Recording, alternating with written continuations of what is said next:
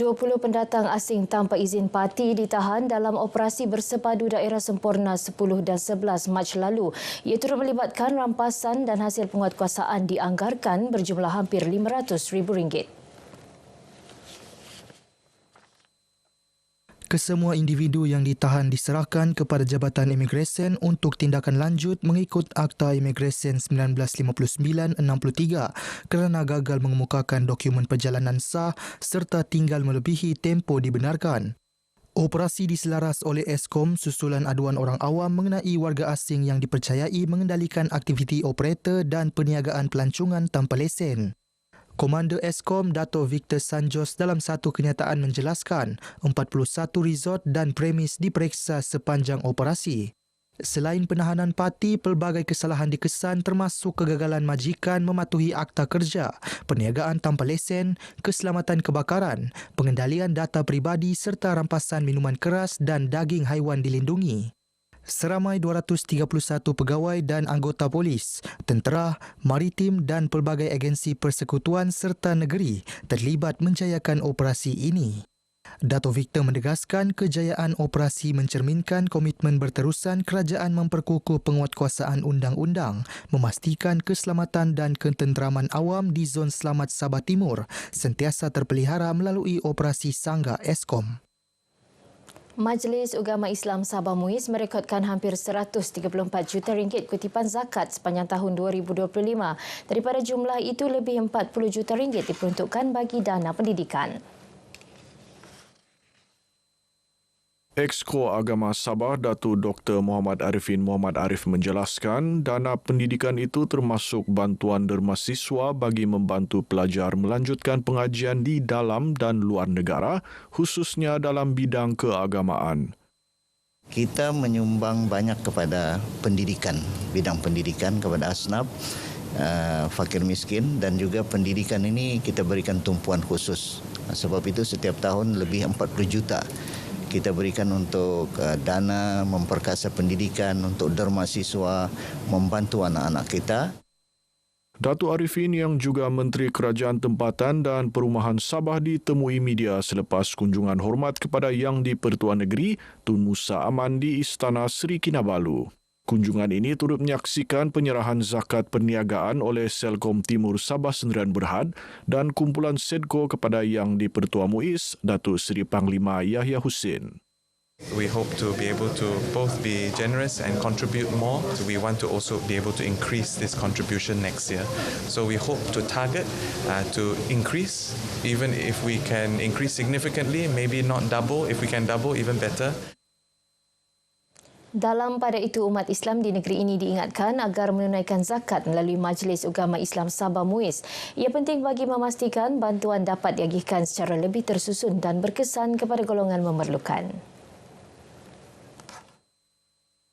Yang di-Pertua Muiz, Datuk Seri Panglima Yahya Hussein berkata, Muiz merupakan institusi rasmi yang diberi kuasa mengurus kutipan serta agihan zakat di negeri ini.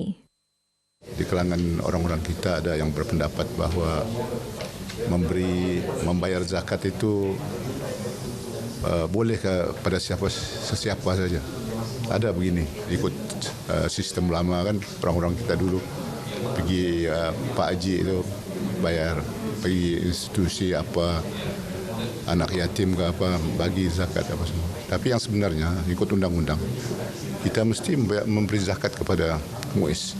Ini satu institusi yang dibenarkan oleh undang-undang.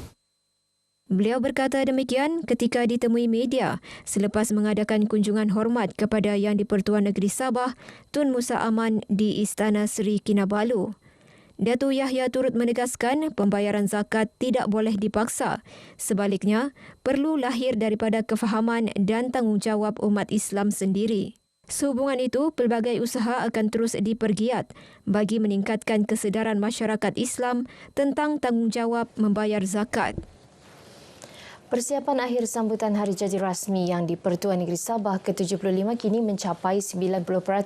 Beberapa program pengisian telah dirancang bermula 27 Mac ini.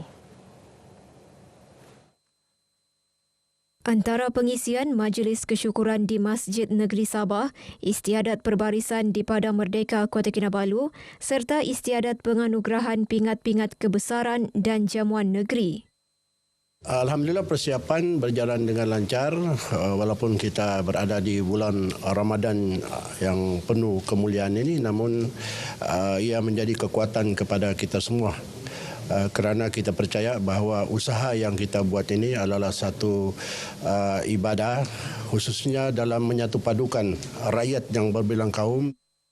Beliau ditemui selepas mengadakan kunjungan hormat kepada Yang di-Pertua Negeri Sabah, Tun Musa Aman di Istana Seri Kinabalu.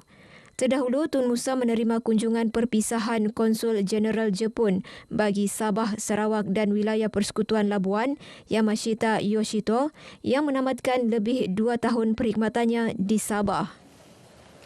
Kira-kira 3.7 juta pelawat direkodkan ke Sabah sepanjang tahun 2025 dengan hasil pelancongan mencecah 8.7 bilion ringgit, sekaligus menunjukkan sektor berkenaan kekal sebagai antara pemacu penting ekonomi negeri. Timbalan Pengarah Tourism Malaysia Sabah Khairul Amir Anwar berkata, pencapaian itu membuktikan industri pelancongan Sabah terus berdaya saing serta mendapat sambutan pelawat domestik dan antarabangsa. Di peringkat nasional pula, Malaysia merekodkan lebih 25 juta ketibaan pelancong antarabangsa pada tahun 2024 yang mencerminkan pemulihan kukuh industri pelancongan negara. Momentum itu dijangka terus diperkukuh menerusi kempen Tahun Melawat Malaysia 2026 yang menyasarkan 43 juta ketibaan pelawat ke negara ini. Beliau berkata demikian ketika berucap dalam sesi libat urus bantuan kewangan pelancongan, seni dan kebudayaan di Kota Kinabalu. Peluang prospek memperbaiki diri melalui pengisian kerohanian. Manfaat program pengimarahan Ramadan di pusat penjara yang turut membantu proses pemulihan sebelum prospek kembali ke pangkuan masyarakat. Antara pengisian program termasuk majlis berbuka puasa, solat berjemaah dan solat tarawih. Ia memberi peluang kepada prospek mendekatkan diri kepada agama sekaligus menginsafi kesilapan lalu. Semua manusia ni mesti ada melakukan kesalahan dan kesilapan. Sebab itu kita tidak mahu mereka terpinggir dalam kehidupan seharian dan supaya mereka mengubah kehidupan mereka dan keluar nanti berhadapan dengan masyarakat, terutama dengan keluarga mereka dan akan disambut baik dengan keluarga. Beliau ditemui RTM selepas merasmikan program penghayatan nilai-nilai murni sempena Majlis Berbuka Puasa peringkat prospek penjara pusat Kota Kinabalu tahun 2026 di Pusat Penjara Kota Kinabalu. Lebih 100 prospek serta 50 pegawai penjara diraikan dalam program ini. Majlis mendapat sokongan Majlis Ugama Islam Sabah MUIS melalui sumbangan zakat bagi menjayakan aktiviti pemulihan rohani. 74 pelajar kurang berkemampuan di Politeknik Kota Kinabalu menerima bantuan lestari siswa madani RM500 seorang. Ia sebahagian daripada program Imarah Ramadan PTPTN Imran 2026. Dalam ucapannya, Ketua Pegawai Kewangan PTPTN Azhar Ahmad menjelaskan bantuan secara one-off ini dikreditkan terus ke akaun bank pelajar bagi meringankan beban kos sara hidup, sambil memupuk nilai kebersamaan dan keprihatinan di kalangan pelajar serta tenaga pengajar. Bantuan ini dapatlah menyenangkan ataupun memudahkan lagi saya untuk menanggung sara kos hidup dan juga memudahkan saya lagi untuk membeli tiket untuk pulang ke kampung. Program ini dapat membuktikan PTPTN bukan sekadar institusi pinjaman tetapi buktikan dengan program CAR dorang lah. Saya berharap agar program ini dapat diteruskan kepada generasi-generasi akan datang agar dapat meringankan beban kepada ibu bapa yang bekerja di rumah. 500 ni saya gunakan untuk keperluan projek FYP saya. Seterusnya untuk dalam lagi raya mungkin beli baju raya. Program Imran 2026 dilaksanakan dengan skala lebih besar bermula 24 Februari hingga 13 Mac ini, melibatkan 5 zon di 7 lokasi seluruh negara. Politeknik Kota Kinabalu merupakan lokasi ke-6 bagi penganjuran program Imran 2026. Baik, sekian paparan berita pagi Sabah kali ini. Menyusul selepas ini berita pagi Sarawak bersama Dayang Fariza. Salam Malaysia Madani.